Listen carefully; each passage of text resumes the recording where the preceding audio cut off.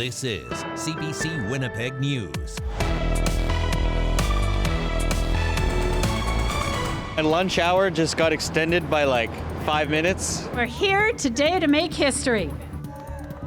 A crossing decades in the making. People legally cross Portage in Maine above ground for the first time since 1979. Good evening. Thank you for joining us. It has been nearly half a century since people could walk across the iconic intersection, and this morning it was officially reopened to pedestrians. The corner has been the topic of fierce debate over the years, but the mayor says reopening it is a step toward revitalizing the downtown. The CBC's Mike Arsenault walks us through it. I'm just crossing the street. No big deal, right? Except crossing the street at Portage in Maine is a big deal because the intersection's been closed to pedestrians for 46 years. Now, after decades of debate and a divisive plebiscite vote in 2018, the intersection's open to the public once again. We're officially reopening Portage in Maine to pedestrian traffic. A crowd of hundreds rang out in cheers as Mayor Scott Gillingham officially reopened Portage in Maine. He says the corner is an important piece of Winnipeg's history, and opening it up is a step towards revitalizing downtown. It's not the answer to all of Winnipeg downtown challenges, but it's important for the progress that we are making, step by step, block by block, to build a downtown for everyone. The intersection was closed in 1979, also with the intention of revitalizing the area. An underground retail space was built, the intersection was barricaded, and it remained that way up until Friday. Reese Kettler lives downtown and uses a wheelchair. He says crossing the street underground isn't always easy for someone with mobility challenges. One time I went down there and the elevator was broken, so I couldn't even cross Portage in Maine, but now obviously that won't be an issue here with it being open at Portage in Maine. Jock Gross was also keen to be crossing for the first time. Oh man, my lunch hour just got extended by like 5 minutes, which is a good thing. I like to go to the exchange, so now I don't have to walk all the way around. There were talks of opening the intersection in 2018 under then-Mayor Brian Bowman. He took the decision to a citywide vote, and the idea was shot down nearly 2-1. But the intersection and the underground still needed a lot of work, and City Hall decided it cost less to open the intersection to pedestrians than to do the repair work. Drivers I spoke with are still divided on the issue. And I think getting access to the exchange and East Exchange is going to be great. I love it. There used to be a lot of accidents here with pedestrians, and I think that's going to happen again. There's still some concern about how the reopening will impact businesses in the underground concourse. Kate Fensky with Downtown Biz says underground businesses aren't worried about the intersection opening. A lot of them have talked about if there's just more people and activity around, it can actually draw people to the businesses down. Their main concern is whether or not the concourse closes.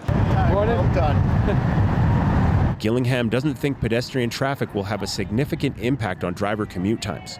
The final cost of removing the barricades was roughly $17 million. Mike Arsenault, CBC News, Winnipeg. The opening of Portage in Maine to pedestrians comes as a major shift happens to the transit system. On Sunday, changes to Winnipeg Transit's primary transit network take effect. Transit officials say the change will make the system more reliable, but some riders say they are not so sure. The CBC's Cameron McLean has that story. Forget the numbers on the front of this bus. Winnipeg Transit has a new network, and that means a new name and number for every route in the city. Bjorn Radstrom, Transit's manager of service operations, has spent months trying to get people ready. By overhauling the entire route network, pretty much nothing is going to remain the same after Sunday. In the old system, most buses start meandering through residential areas before heading downtown, then go through another residential area on the other side of the city. In the new one, high-frequency buses will run in relatively straight lines along major arteries, with passengers transferring from smaller feeder routes that run through residential areas. The network we have right now was really designed for the city that we had in the 50s or maybe the 60s, where everybody was trying to get into downtown in the morning to go to work and out of downtown in the afternoon.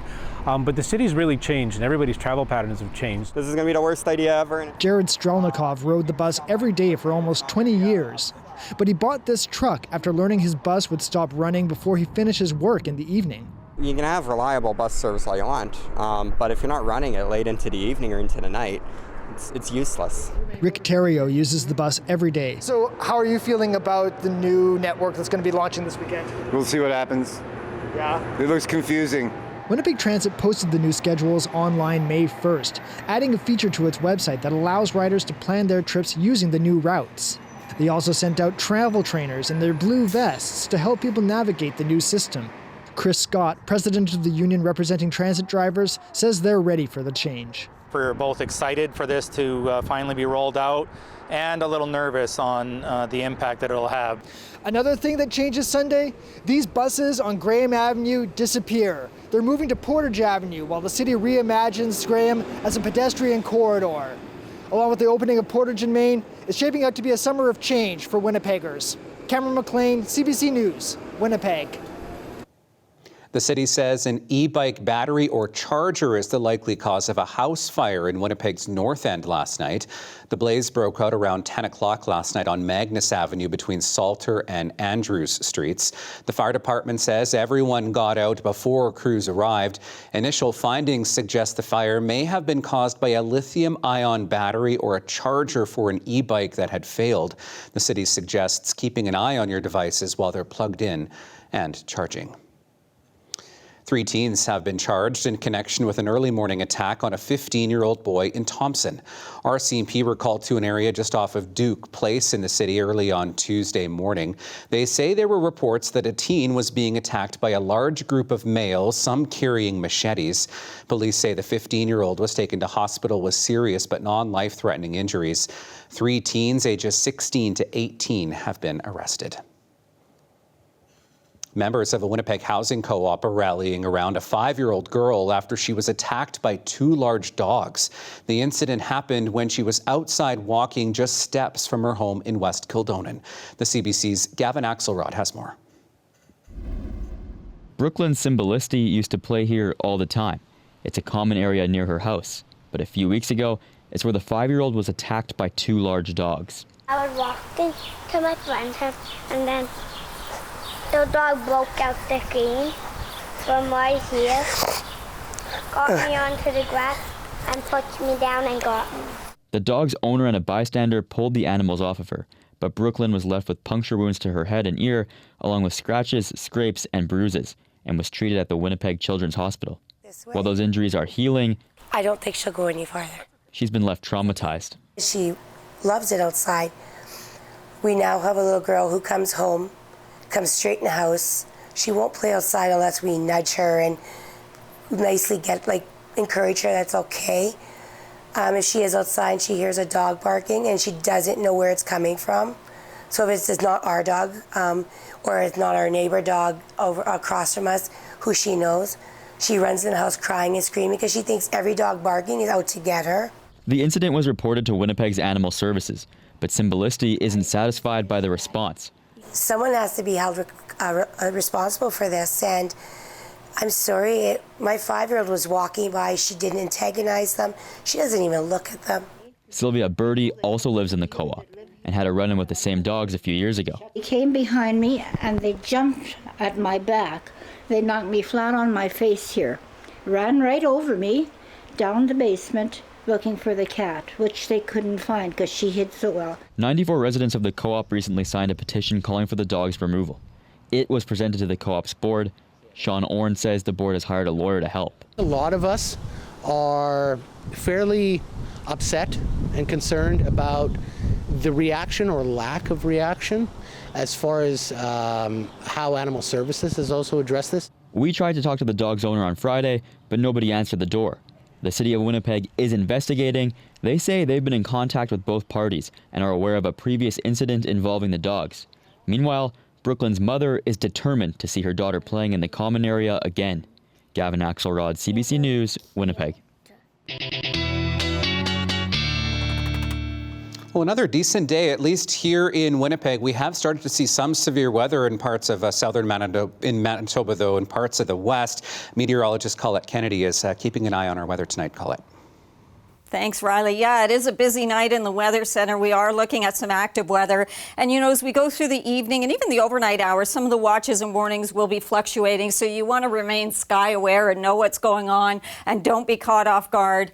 We had some warnings earlier in certain areas like Riding Mountain West, and those have been shifting. And for now, we're into severe thunderstorm watch. So conditions favorable for severe storms to develop. And when we see those, we're talking about some torrential rains, possibility of small hail, and some damaging winds in there as well. So you can see as we got into the later afternoon and early evening hours, as things have sort of been flaring up and we get more widespread. I know I'm showing you partly in Saskatchewan, but what's been happening and pushing over the border with that occluded front and coming into southwestern Manitoba. So overnight tonight, scattered storms, 17 degrees for the low, 19 tomorrow morning. Most of it should be drying out. We'll say partly cloudy, probably more of a mix of sun and cloud. And then by afternoon, we got to watch out for some isolated storms. A warm one on tap too, 29, feeling like we're in the mid-30s. All right, thanks, Colette. How far would you go to help a friend out? Maybe you would buy them a meal, let them crash on your couch for a bit, give them the shirt off your back even. But what if it were a friend that you hadn't seen in decades? One Winnipeg man went above and beyond when he donated his kidney to a friend in need, a friend that he hadn't seen since high school. The CBC's Matt Humphrey brings us the story.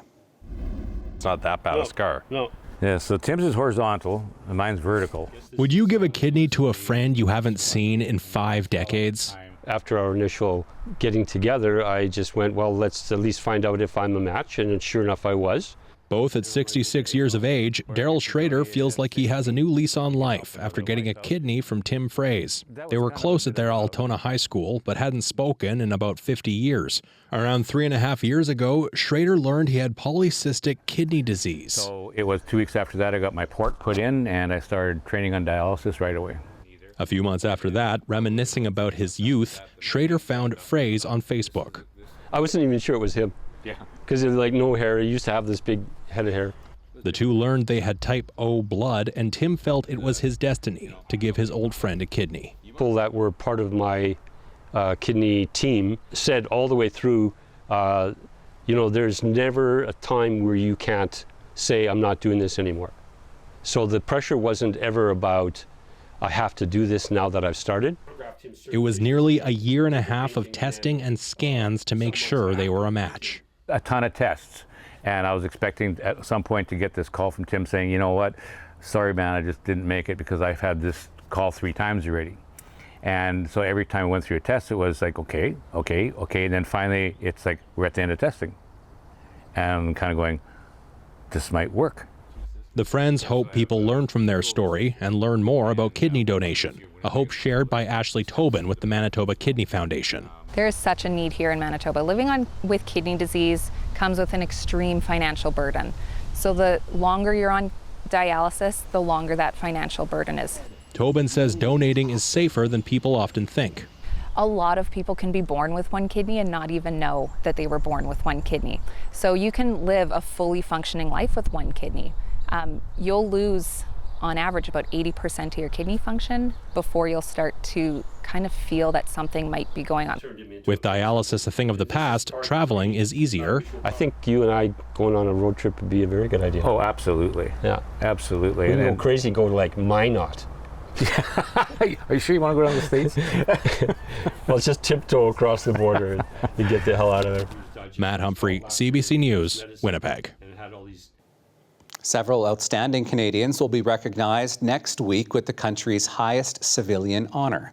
This includes Winnipeg sportscaster Scott Oak, who has dedicated his life to addiction recovery. He is one of those who will be officially named members of the Order of Canada in a ceremony on Canada Day. Also being recognized are Vancouver-born actor Ryan Reynolds and Nova Scotia's Heather Rankin. That ceremony will be part of the Canada Day noon celebration at LeBreton Flats in Ottawa. Meantime, lots of options are available for Manitobans who want to celebrate Canada's birthday. The Forks is offering activities including a basketball tournament, dance battles, as well as food trucks and live music, of course. There will be family-friendly activities at Assiniboine Park as well, like bouncy castles, face painting, and musical performances. It is also hosting a citizenship ceremony at 11:30 Tuesday morning. In the evening, Assiniboia Downs will have live racing and a fireworks display. Outside of Winnipeg, the cities of Selkirk and Brandon, among others, of course, will be holding their own events offering live entertainment, markets, and fireworks. And we have a full day of live coverage of celebrations right across the country here at CBC. It all begins at 5 a.m. Central on CBC News Network with Heather Hiscox in Charlottetown. Here in Winnipeg, you can find our CBC Manitoba crew at the Forks. We will have a digital kiosk, CBC trivia, sustainable swag, and a photo setup. All of that wherever you stream CBC.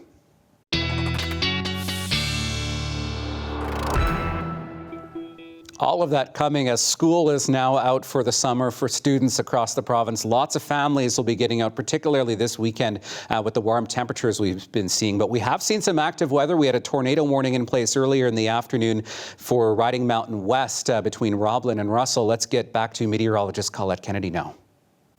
Thanks, Riley. Yeah, you know, we've got all the ingredients here for active weather, and it starts with one thing, some, you know, not only warmth, but a little bit of moisture in there too, as dew points have been creeping up. So some of the highs, you see some upper 20s here, and that's where the heightened risk has been towards southwestern Manitoba and spilling over the border into Saskatchewan. And so we've got the heat, but then we also have a lifting mechanism. So that frontal boundary passing through, crossing the border, and as it does, that helps for those thunderstorms to develop, and so the risk with some of them being on the stronger side or developing to the stronger side, something we have to watch for. And also there's a little bit of upper level support with the jet stream here. I mean, the main component off towards the east, but there's a little bit of extra push in the atmosphere, in the upper atmosphere there as well. So just checking out how things have been developing and spilling over the border and getting into some stronger storms, not just southwest, but kind of creeping northward a little bit too. And as the evening wears on, those track towards eastern Manitoba, and we see towards the Red River Valley and start getting into some of that development there. Then things will actually be winding down. It should be a dry start tomorrow morning. But as this continues to pass through and with daytime heating, and there comes that lift again, chance for getting into more isolated thunderstorms bubbling up later in the day tomorrow. So be kind of prepared for that and know what's going on. The risk in terms of the strength, a little bit diminished certainly from today. I've even put a slim chance, I have to say, into Sunday. So the moderate risk pushes towards southeastern Man and into northwestern Ontario, and it's not quite as strong as what it's been through the day today. So looking at some warmth tomorrow for sure, 29, feeling like 35. This will be later into the afternoon or early evening hours, okay? Sunday, I didn't put it on the icon, but no, slight chance there as well in the wake of that system, like a trough trailing behind it. Monday, yes, we have a chance. This is not a rain out all day, folks, and really important is that it's not a rain out when we're talking about Canada Day, and even into the evening things are looking good for any plans. So 27 with mostly sunny skies, Wednesday 28, and again with mostly sunny skies. When I come back, we'll take a look at your provincial forecast as well. All right, thanks, Colette. Well, for decades, pedestrians have had to use the underground concourse to cross Portage and Maine. That is until today. While convenient in the winter months because of the heat, there was also a bit of a time factor involved with all of the ups and downs and moving around the concourse. So if you're on foot, how much time can you expect to save realistically? Mike Arsenault times it out. I wanted to see how long it would take to cross Portage and Maine above ground versus using the underground walkway. This iconic intersection was barricaded 46 years ago, and before today, anyone who wanted to cross the street had to go underground in here. I'm going to time myself and see how long it takes both ways.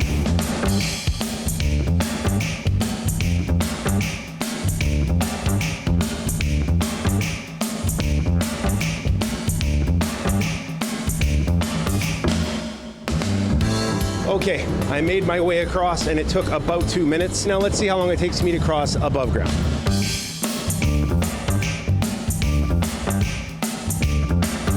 Well, there you have it. Above ground, it only took me about 30 seconds to cross the street. So people walking downtown are going to save a little bit of time when they need to get to the other side. Just remember to bring your jacket come winter.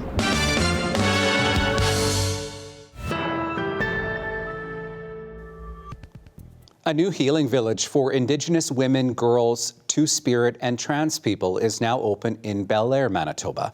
The village has been a long-time dream for its founders and team, who celebrated its grand opening on the day of the summer solstice. CBC's Sid Sundance Horshig was there.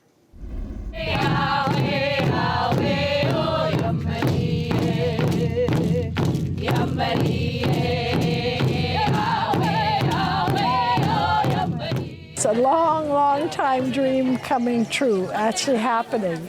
And just this morning when I got up and I'm looking at the buildings and all the work that the women were doing together, the staff, I said, oh my God, I'm actually seeing it and I'm feeling it.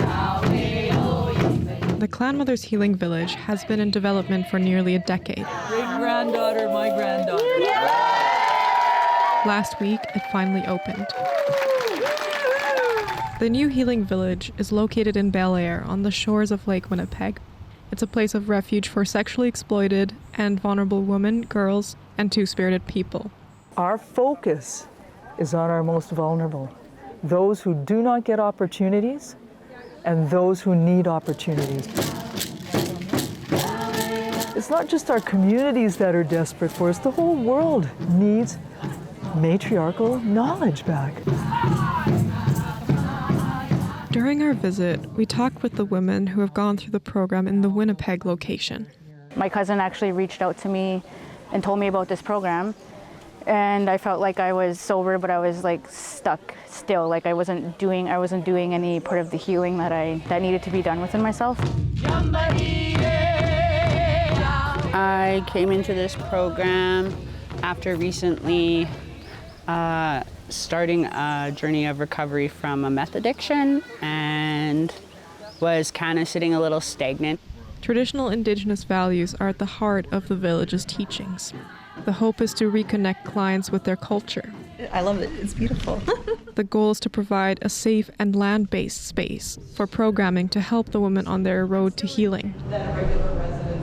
We're recreating a village that our ancestors had. The governance system was women. And now we've got this village going in a modern context.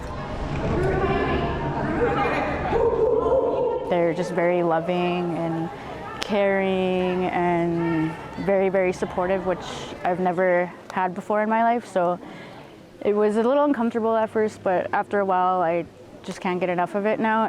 It's actually really helped me a lot discover who I am truly and help me feel at peace with a lot of things easier.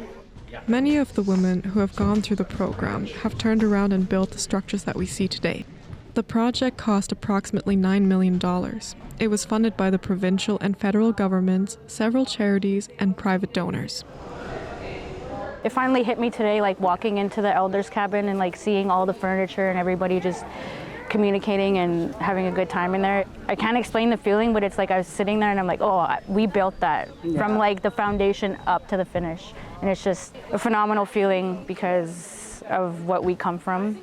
And I never doubted in my mind that this vision would not come to pass, but my only desire was that it would happen in my time. The Elders Lodge, Ceremony Harbor, and Education Center are already in place. Future plans include more healing-based structures like a bathhouse and workshops for the women. I know that they will get the same opportunity and same love and the same care and the same support that we've been getting through them as well. And yeah, and that they just start their healing journey and get back involved in their culture, because that's very, very important. We'll never close the door on them. They can come back anytime. That's what families should be like. That's what communities should be like. This will be a spiritual home always for our people. Sid Sundance Horshig, CBC News from Bel Air. South of the border tonight, U.S. President Donald Trump has said he is cutting off trade talks with Canada immediately. The president citing a tax policy targeting big tech companies as the reason for his decision. Reporters asked Prime Minister Mark Carney to comment on the announcement. We'll continue to conduct these complex negotiations in the best interests of Canadians. Trump said he was ending talks due to what he described as an egregious tax. He said he would announce new tariffs on goods crossing the border within a week. Both countries have imposed tariffs on each other's goods this year. This all started after Trump threatened to annex Canada using, quote, economic force. The federal government is asking Washington for more information about the death of a Canadian. The man was facing deportation in the United States. U.S. Immigration and Customs Enforcement says Johnny Novello died at a detention facility in Florida. The 49-year-old had been detained after serving prison time for drug trafficking and racketeering. He had been in the U.S. since 1988 and had permanent resident status. U.S. Immigration and Customs Enforcement says the cause of death is under investigation. ICE is detaining and deporting convicted criminals from the United States as part of the White House crackdown on migrants. In this country, hundreds of doctors and nurses from around North America are gathering in Halifax to discuss care for refugees and migrants. But their annual conference is being overshadowed by dramatic immigration policy changes by the Trump government. Shayna Luck has the story. Adib Ariensen will put on his game face this weekend when he shares his story to hundreds from around the world. He fled Afghanistan as a refugee and eventually settled in Canada. It wasn't safe for a young queer man after the Taliban retook the country in 2021. Ariensen had just turned 18. He crossed the border to Tajikistan, where the stress put him in hospital for a few weeks. There was constant panic attacks, it was fear, it was just shock. Now, the 23-year-old is speaking at a conference focused on refugee and migrant health. I have the chance to raise my voice and advocate and do something that in the future, hopefully, it would get better. But some of these conference attendees are worried the future may get worse. The Trump administration has heavily restricted refugee admissions and is deporting migrants. They come into the office, they have increased stress, increased anxiety. Dr. Catherine McKenzie teaches at Yale and treats refugee families. Obviously, I'm a doctor. I want people whom I see as patients to have to be healthy, mentally healthy and physically healthy. Conference organizers say they've seen attendance of 1,000 cut in half because some U.S. delegates are afraid they'll be hassled at the border on re-entry. They plan to publish a statement out of this conference, which they'll submit to a major medical journal. Together, we have a shared voice and we share values, and so we're hoping to put together a statement in support of refugee and migrant rights and their right to health. Their hope is strength in numbers can help raise awareness for refugees and migrants everywhere. Shayna Luck, CBC News, Halifax. To Saskatchewan now, where there is criticism over the province's wildfire response. This as people are still coming to terms with the impact that wildfires have had, especially those who lost their homes. Now, residents of Denair Beach want answers. Alexander Kwan brings us the story.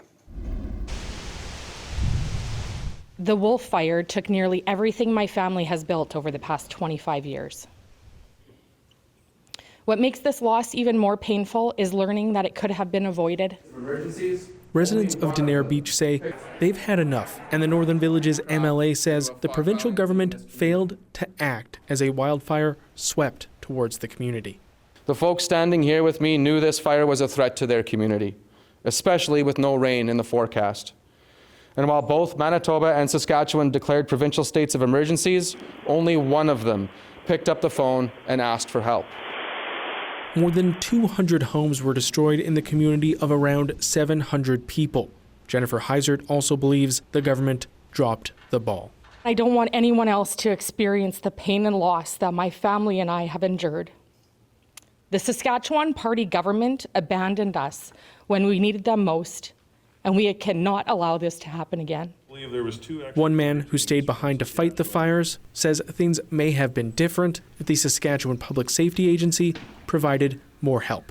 There was no extra sprinkler gear for Denair Beach or fire retardant drops or ground crews spraying fire retardant, none of that. Minimal extra fire trucks were deployed. So Denair Beach was left to burn. Getting answers may not come easily. The SPSA has not provided a public update since earlier this week, and the provincial government did not respond to CBC's questions on Thursday. The mayor of Denair Beach says cleaning up remains a priority, but that is posing its own challenges.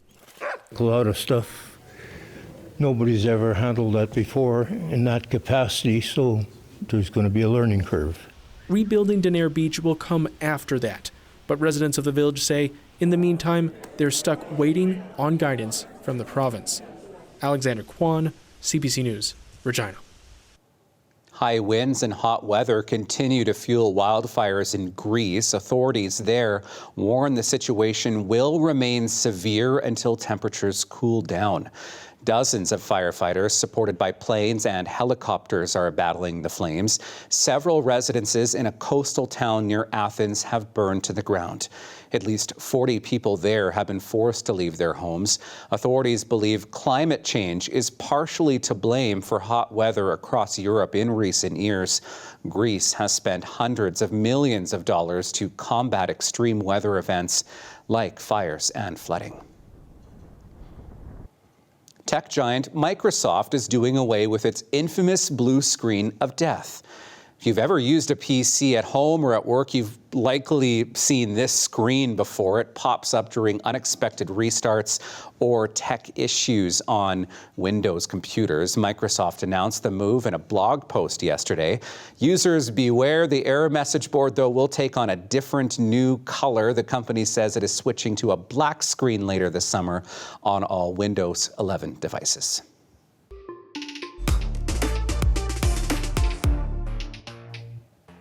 Be unique, be fearless, be yourself, and look fabulous doing it.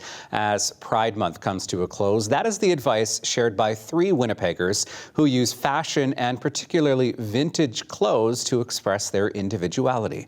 Their what to wear tips are part of a new short video produced by CBC Manitoba's Creator Network.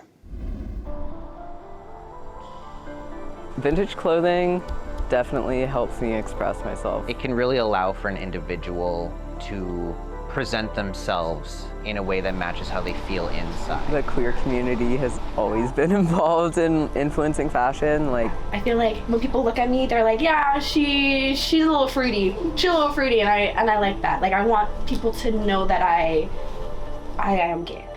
Mm-hmm.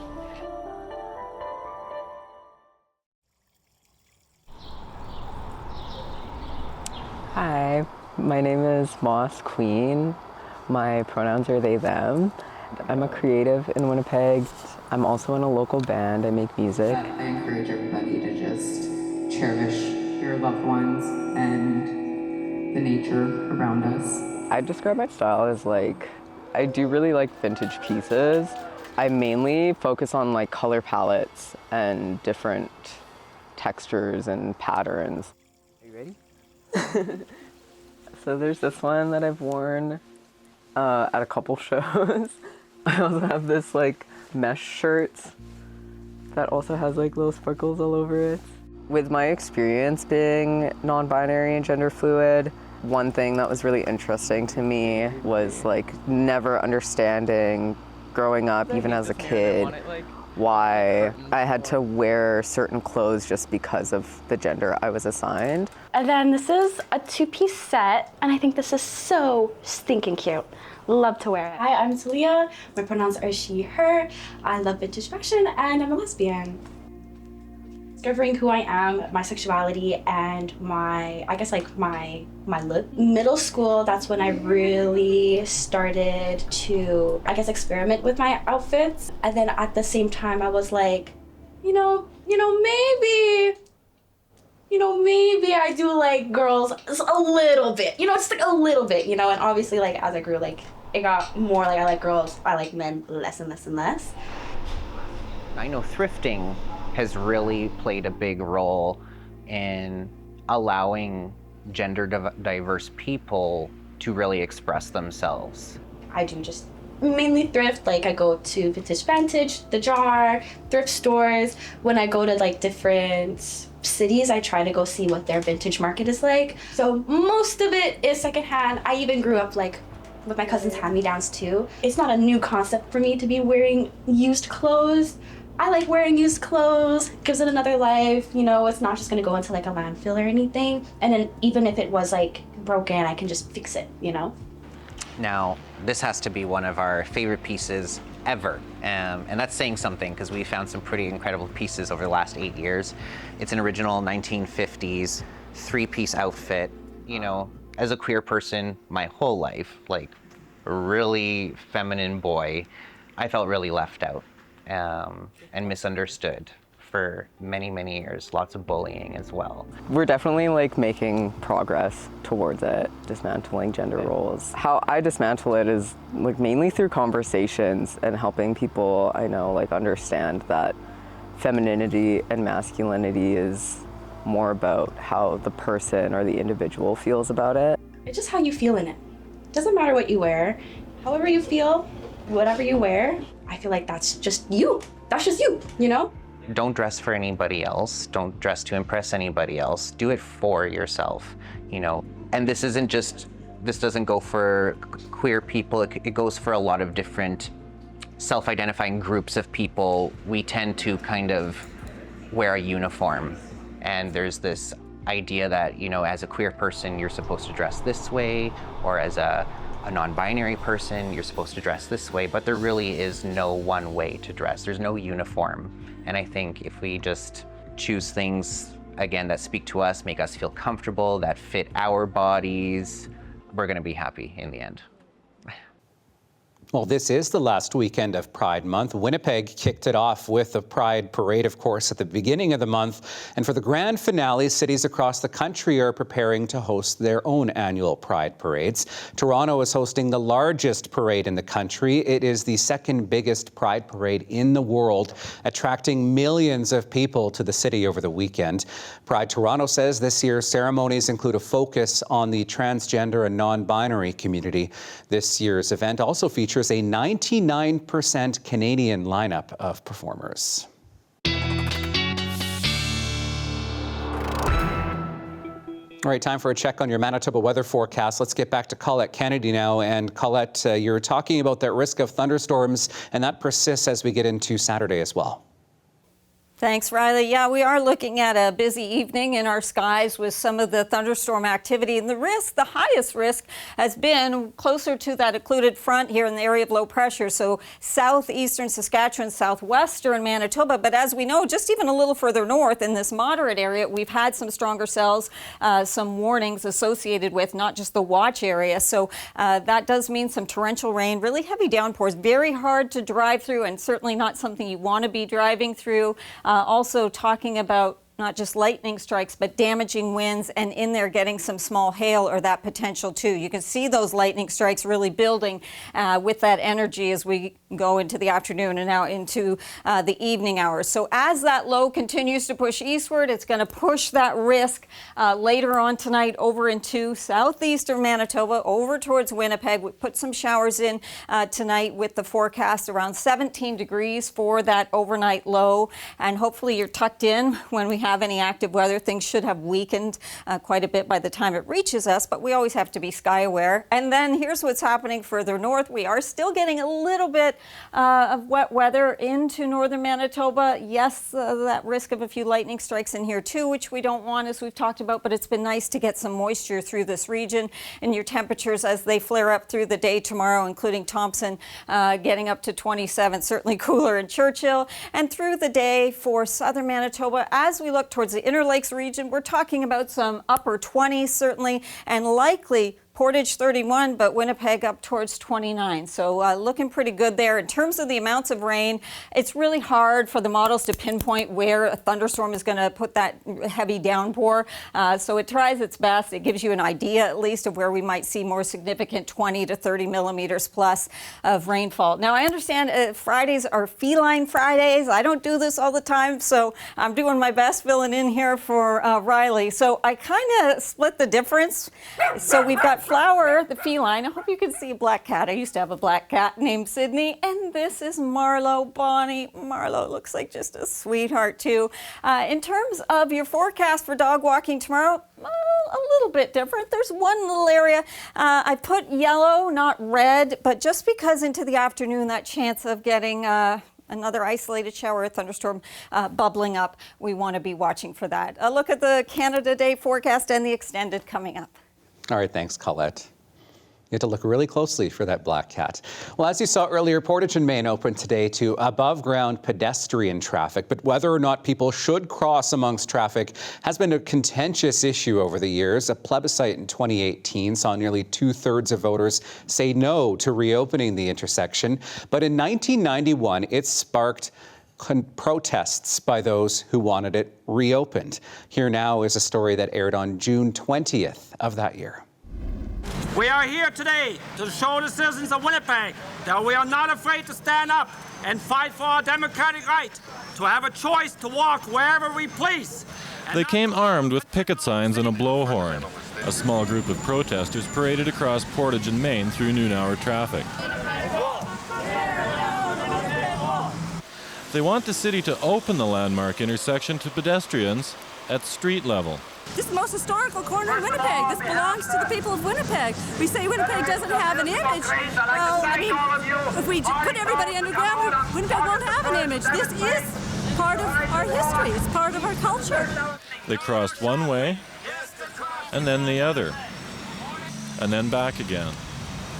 They're opposed to being forced underground to get from one side of the intersection to the other. The underground walkway funnels pedestrians through a maze of shops and stores. Well, I just don't feel that we should have to go into Trizac Corporation shopping mall every time we want to cross the street. The city closed the street to pedestrian traffic in 1979 to ease rush hour traffic. In June, they agreed to look at reopening the corner on a trial basis.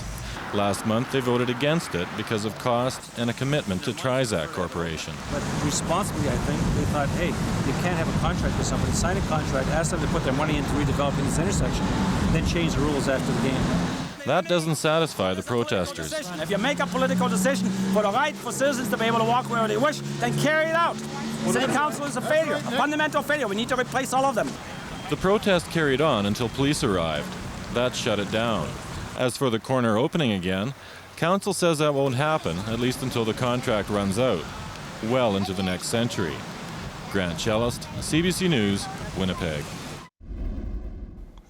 All right, before we get to Colette and the 7-day forecast, thought I'd show you the Maple Leaf moment the Canadian Football League is having. All 9 CFL teams are now set to wear a Canadian flag patch on their jerseys for the remainder of the season. Here's a close-up look at those patches. The flags will be worn on the left shoulder of every player's jersey. They were worn for the first time last night as Winnipeg and Edmonton kicked off the CFL's Canada Day weekend. New CFL Commissioner Stuart Johnson says the flag is a symbol of unity, pride, and the deep connection that Canadians share from coast to coast to coast.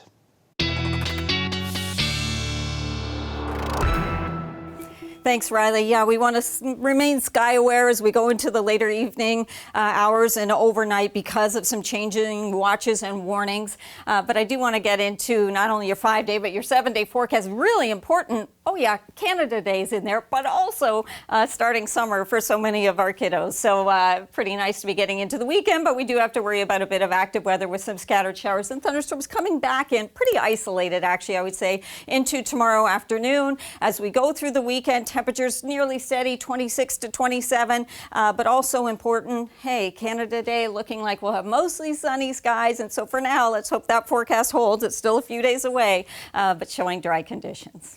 For sure. Thanks, Colette, and thank you for the week. Golf season is in full swing with summer now upon us, of course, and one golfer in Calgary had a bit of fun on the course last week. Here's your Daily Lift.